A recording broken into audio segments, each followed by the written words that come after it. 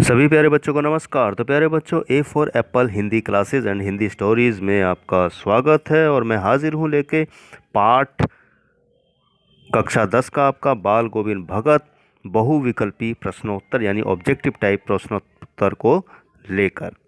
परीक्षा आपकी जल्द ही 9 या 10 तारीख में होने वाली है हिंदी की, तो आपके लिए बहुत महत्वपूर्ण साबित होगा, ऐसी हमें उम्मीद और आशा है। तो पाठ के ऑब्जेक्टिव टाइप प्रश्न उत्तर अभ्यास शुरू करने से पहले मैं पाठ के बारे में थोड़ा सा बता दूं, जो आपके लिए अच्छा रहेगा, ऐसा मुझे लगता है। तो पाठ में एक कहानी को मैं शॉर्टकट में बताने का प्रयास करता हूं। बाल गोविंद भगत एक व्यक्ति हैं जिनका कद मंझोला है, यानी कि जिनकी हाइट ना ज़्यादा है ना कम है, गोरे चिट्टे आदमी हैं।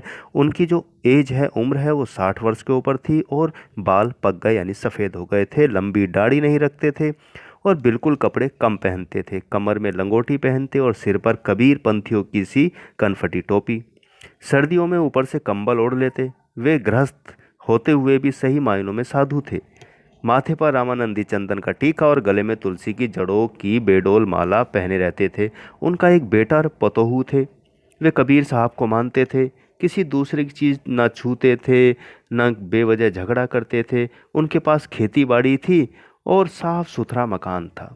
खेत से जो भी पैदा होता उसको वो कबीर के मंदिर में ले जाते और वहाँ दे देते, और वहाँ से जो प्रसाद के रूप में मिलता उसी से अपना घर चलाते थे। और बाल गोविंद भगत की खास बात थी, क्योंकि वो कबीर जी को मानते थे, तो वो कबीर के ही भजन गाया करते थे। और आषाढ़ के दिनों में पूरे गांव में जब खेती का समय होता था, काम कर रहा होता था, तो बाल गोविंद के भगत जी के पूरे कपड़े शरीर में यानी कीचड़ से लिपटे होते थे रोपनी करते हुए। और बहुत सुंदर गीत वो गाते थे और सभी लोग गाना शुरू कर देते थे। खंजड़ी बजाते थे जब सारा संसार सोया होता, यानी सुबह सुबह उनका कार्तिक मास में जो महीना होता है, उनकी प्रभातियां शुरू हो जाती थी। और सुबह सुबह वो नदी स्नान, चाहे ठंड हो गर्मी हो, उनका नियम था लोटा लेकर पोखर के ऊंचे भींडे पर बैठकर अपनी खंजड़ी बजाते और गाना शुरू कर देते थे। गर्मियों में अपने घर के आंगन में आसन जमा लेते थे, यानी कि बहुत सुंदर गीत वो गाते थे। उनका एक इकलौता बेटा था। बड़े शौक से उन्होंने अपने बेटे की शादी करवाई थी। बहू भी बड़ी अच्छी थी। उन्होंने मरे हुए बेटे को आंगन में चटाई पर लेटाकर एक सफ़ेद कपड़े से ढक रखा था तथा उस पर कुछ फूल बिखरे पड़े थे। सामने बाल गोविंद भगत जमीन पर आसन जमाए गीत गाए जा रहे थे और बहू रोने के बजाय उत्सव मनाने को कह रहे थे। क्योंकि बाल गोविंद भगत का मानना था बच्चों कि आत्मा परमात्मा में मिल गई, ये दुख की बात नहीं, खुशी की बात है। क्योंकि वो मानते थे कि आत्मा परमात्मा के पास चली गई है, तो ये आनंद की बात है। उन्होंने बेटे की चिता को आग भी बहू से दिलवाई थी और श्राद्ध की अवधि पूरी हुई बहू के भाई को बुलाकर उसके दूसरे विवाह करने का आदेश दिया। बहू जाना नहीं चाहती थी, साथ ही रहकर उनकी सेवा करना चाहती थी, परंतु बाल गोविंद भगत के आगे उनकी एक ना चली। उन्होंने दलील देकर, तर्क देकर कि मैं घर छोड़कर चला जाऊंगा, तब वो मानी। बाल गोविंद भगत की जब मृत्यु हुई तो उन्हीं के अनुसार हुई।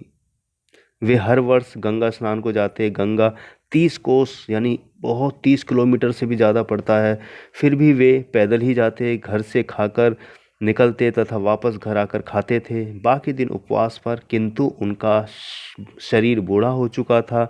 इस बार लौटे तो तबीयत खराब हो गई थी, किंतु वे नियम व्रत नहीं छोड़ते थे, चाहे कुछ हो जाए। लोगों ने मना किया लेकिन वो नहीं माने और एक दिन संध्या यानी शाम के समय में गाना गाया, परंतु सुबह किसी ने गीत नहीं सुना। जाकर देखा, पता चला बाल गोविंद भगत नहीं रहे। तो शॉर्टकट में कहानी मैंने आपको बता दी है, ये आपके काम भी रहेगी, रिवीजन भी हो जाएगा। तो आइए शुरू करते हैं ऑब्जेक्टिव टाइप प्रश्न उत्तर। तो पहला प्रश्न हमारा है कि बाल गोविंद के गीतों में कैसा भाव व्यक्त होता था। इसका सही विकल्प है प्रभु मिलन का। प्रश्न 2 है, बाल गोविंद के गीतों को सुनकर वहां उपस्थित लोग क्या करते थे। झूम उठते थे, क्योंकि उनकी आवाज़ बहुत मीठी और सुरीली थी। प्रश्न 3, भगत जी की बहू उन्हें छोड़कर क्यों नहीं जाना चाहती थी। ससुर की चिंता के कारण। वो सोचती थी कि उनकी सेवा कौन करेगा। प्रश्न 4, बाल गोविंद भगत का व्यवसाय क्या था? बाल गोविंद भगत खेती करते थे। सही विकल्प खेती। प्रश्न 5 हमारा है, भगत जी भजन गाते समय क्या बजाया करते? ढोल, ढपली, गिटार, खंजरी। तो भजन के समय वो खंजरी बजाया करते थे। भादों की रात कैसी होती थी? चांदनी, अंधेरी, सुस्त, उजली। तो सही विकल्प है अंधेरी। प्रश्न 7 है प्यारे बच्चों कि भगत जी अपने बेटे को खास ख्याल रखा करते थे क्योंकि वह चालाक था, ईमानदार था, प्रतिभावान था, सुस्त और बोधा था। वो सुस्त और बोधा या बीमार सा रहता था, इसलिए उसका वो खास ख्याल रखते थे। प्रश्न 8 है, भगत जी का बेटा कैसा था? ये रिपीट हो गया है क्वेश्चन, लेकिन दूसरे तरीके से इसको कहा गया है, तो आंसर वही रहेगा, सुस्त और बोधा बी। प्रश्न 9 है, बाल गोविंद भगत किसके पद गाया करते थे? रहीम के, सूरदास के, कबीर या तुलसी के? वो कबीरदास जी के पद गाया करते थे क्योंकि उनकी आस्था, विश्वास कबीर जी में बहुत था। प्रश्न 10, भगत जी के बेटे के मरने के बाद अपनी बहू की दूसरी शादी क्यों करवाना चाहते थे? उसके सुखद भविष्य के लिए। सही विकल्प हमारा ए है। प्रश्न 11 है प्यारे बच्चों कि सुबह सुबह बाल गोविंद भगत क्या गाते थे? सही विकल्प हमारा है का, भजन गाते थे। प्रश्न 12 है कि लेखक बाल गोविंद भगत के किस गुण पर मुग्ध थे? सरलता, सहनशीलता, मधुर गायन या इनमें से कोई नहीं। इसका सही विकल्प है ग, मधुर संगीत गायन। प्रश्न 13 है प्यारे बच्चों, भगत जी के बेटे का क्रियाक्रम किसने किया? इसका सही विकल्प है बहू ने, का, क्योंकि आमतौर पर हमारे समाज में ये मान्यता है कि कोई पुरुष ही किसी मृत्यु पर अग्नि देगा या क्रियाक्रम करेगा, लेकिन बाल गोविंद भगत इन सबको नहीं मानते थे। वो ऐसी रीति रिवाजों को नहीं मानते थे। उन्होंने अपनी बहू से ही अपने बेटे का अंतिम संस्कार करवाया। 14वां प्रश्न है कि बाल गोविंद भगत के कितने बेटे थे? 2, 1, 4, 5। तो उनका एक ही बेटा था। प्रश्न 15 है, बाल गोविंद भगत के संगीत को लेखक ने क्या कहा है? उपदेश, लहर, कहानी या जादू? उनकी आवाज़ और संगीत में जादू था, इसलिए लेखक ने जादू कहा। लेखक ने बाल गोविंद भगत की आयु कितनी बताई? 50, 40, 60, 70। 60 वर्ष के आसपास।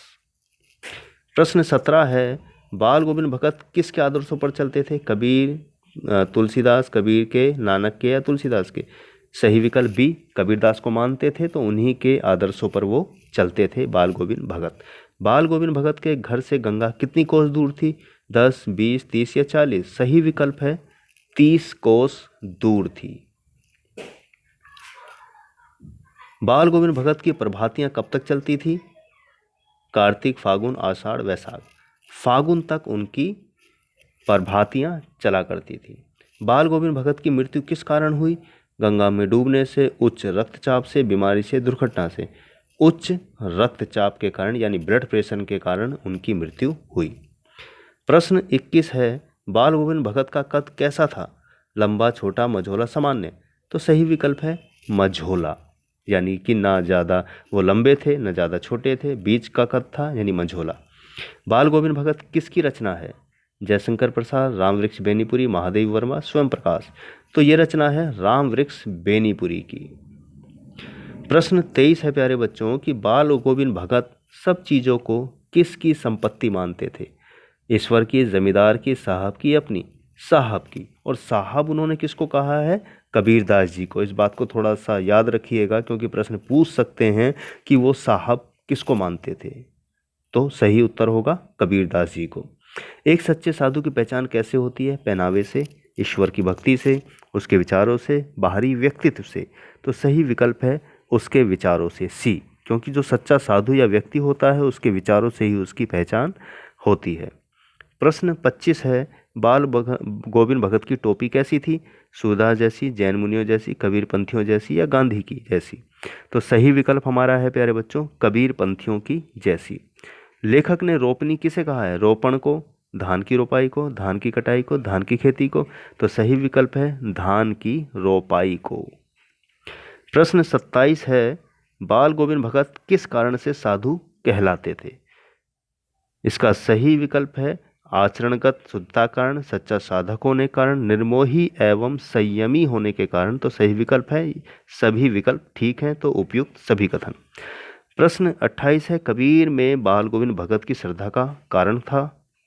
कबीर निर्भीक संत थे, कबीर पाखंड के विरोधी थे, कबीर छुआछूत जाति प्रथा आदि के विरोधी थे, या सभी कथन सत्य हैं। तो सही विकल्प है डी। प्रश्न 29 है हमारा, गांव की सामाजिक सांस्कृतिक परिवेश आषाढ़ चढ़ते ही उल्लास से क्यों भर जाता था। इसका सही विकल्प हमारा डी है, क्योंकि आषाढ़ वर्षा का महीना होता है, ज्येष्ठ की महीने की तपिश से लोगों को छुटकारा मिल जाता है, लोग धान की रोपाई शुरू कर देते हैं। तो ये तीनों सही है, यानी कि चौथा कथन सही है। प्रश्न 30 है, भगत जी प्रतिवर्ष गंगा स्नान के लिए क्यों जाते थे। संत समागम के लिए, उन्हें पदयात्रा का शौक था, या गंगा के प्रति श्रद्धा थी, या गंगा स्नान से पुण्य लाभ होता था। वो जाते थे संत समागम के लिए, यानी कि संतों की संगत करने के लिए वो हर वर्ष गंगा स्नान के लिए जाते थे। तो प्यारे बच्चों, आशा करता हूँ इस वीडियो को देखकर आपको अवश्य लाभ मिलेगा परीक्षा की दृष्टि से। ये वीडियो पसंद आए तो शेयर और लाइक ज़रूर कीजिएगा। परीक्षा की आपको बहुत बहुत शुभकामनाएं।